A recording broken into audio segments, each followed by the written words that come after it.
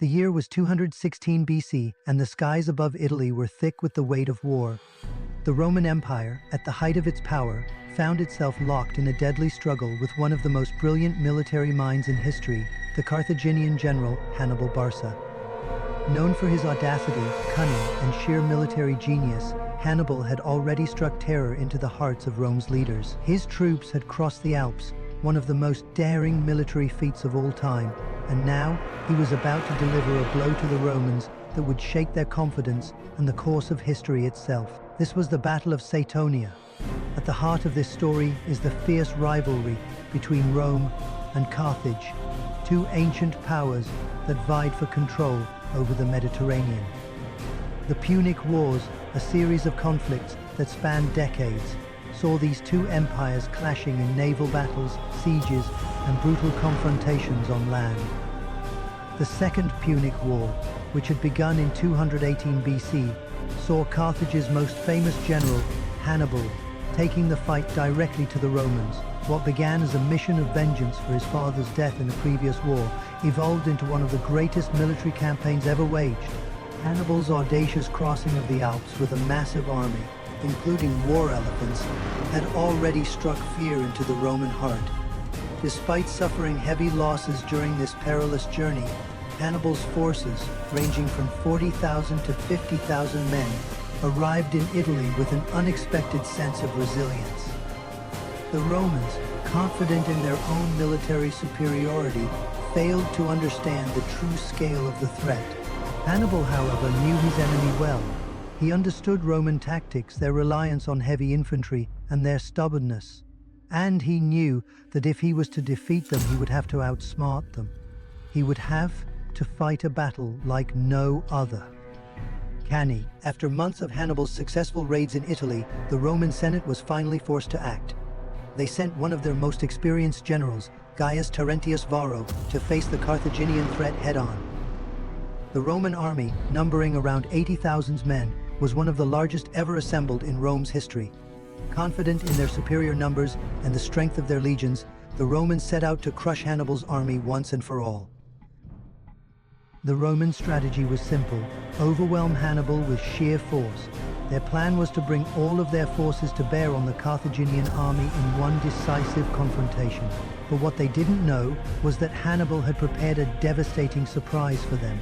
The location of the battle was a relatively flat plain near the town of Cannae in Apulia, in the southeast of Italy. The terrain was open with little cover for either side and would be a stage where strategy would trump mere numbers. The Romans, eager to annihilate Hannibal's forces, set up camp with the expectation that the battle would be a straightforward, conventional engagement. They deployed their legions in a traditional formation, 3 lines of infantry, supported by cavalry on the flanks. The heavy infantry would form the core of the Roman battle line, while the cavalry would hold the wings and provide protection.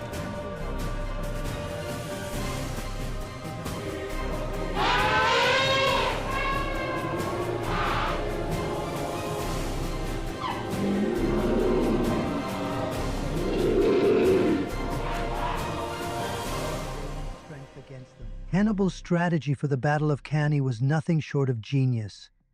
He took advantage of his numerical disadvantage by using the terrain and his troops' flexibility to outmaneuver the larger Roman force.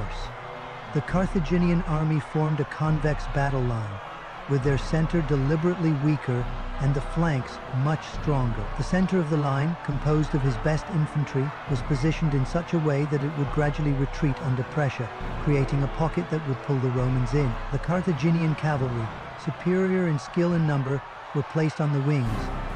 On the left, Hannibal positioned his Numidian cavalry, known for their speed and agility, while on the right, he placed his more heavily armed cavalry.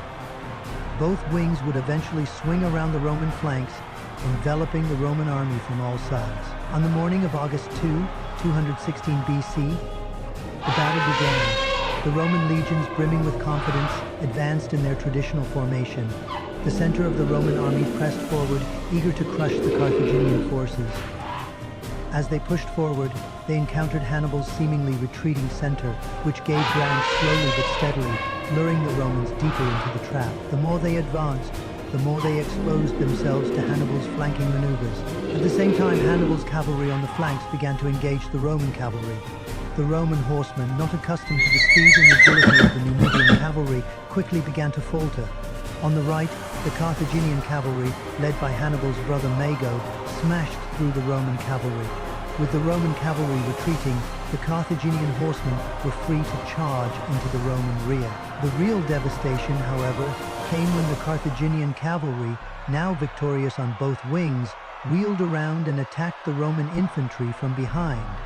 The Romans, caught in a vice between the retreating Carthaginian center and the encircling cavalry, found themselves surrounded on all sides. The Carthaginian army, with its superior maneuverability and tactics, had effectively encircled the Roman force. What followed was a massacre. With the Romans now trapped and outnumbered in every direction, there was no chance for them to break free. The Carthaginians pressed in from every angle. The Roman legions, no longer able to form coherent lines, were slaughtered where they stood. The Roman soldiers fought desperately, but the Carthaginian forces were relentless. Hannibal's cavalry, having wiped out the Roman cavalry, poured into the rear of the Roman ranks, while the center, which had once given way, now reformed and struck back at the flanks. It was a well-executed symphony of destruction. By the end of the day, the Romans had suffered a catastrophic defeat. Out of the 800, zero soldiers they had brought to the field, an estimated 500, zero to 700, were either killed or captured. Only a handful managed to escape the encirclement. The Carthaginian losses were far fewer, with estimates ranging between 6,000 and 8,000 men. Hannibal's forces had not only crushed the Roman army, but had also sent shockwaves through the heart of the Roman Empire. The Battle of Cannae became one of the most famous and devastating defeats in Roman history. Hannibal's tactical brilliance had proven that even a smaller, more agile army could defeat a much larger, more powerful one. The victory was so complete that the Romans were left in a state of panic. For months, they refused to engage Hannibal in open battle, and some of their allies began to defect to the Carthaginian cause. However, despite this stunning victory, Hannibal's triumph was bittersweet. He had no siege equipment, and his forces, though formidable, were still relatively small. Hannibal could not capitalize fully on his victory by marching directly on Rome, and the Romans, though battered, were not yet defeated. In the years following Cannae, Hannibal would continue to wage a war of attrition, but the Romans would slowly recover and eventually wear him down. The battle marked the zenith of Hannibal's campaign, but his failure to take Rome itself meant that his victory would ultimately be hollow. The Battle of Cannae remains a hallmark of military strategy. It is studied in military academies around the world as one of the greatest examples of battlefield tactics, where the principle of using the enemy's strength against them was masterfully applied. Hannibal's ability to outthink and outmaneuver a much larger force became a template for commanders seeking to exploit weaknesses in an enemy's formation. For Rome, the defeat at Cannae was a wake-up call. They learned the harsh lesson that sheer numbers and traditional tactics were not enough to guarantee victory. Over time, Rome would rebuild and recover, eventually turning the tables on Carthage. Hannibal's brilliant strategy at Cannae did not win the war, but it changed the course of history and demonstrated the power of strategy over brute force. In the end, Cannae was not just a battle, it was a turning point.